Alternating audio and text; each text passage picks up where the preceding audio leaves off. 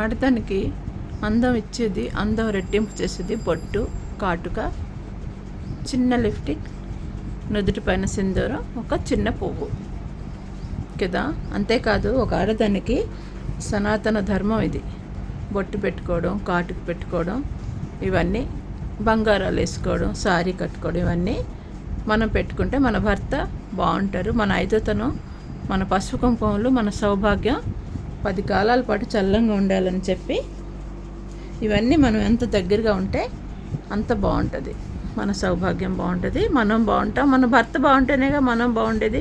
Friends, ఒక మాట చెప్పండి. మన భర్త వల్లేగా మన ఐదోతనం, మన సౌభాగ్యం, మన అందాన్ని రెట్టింపించేది. అవునా కాదా?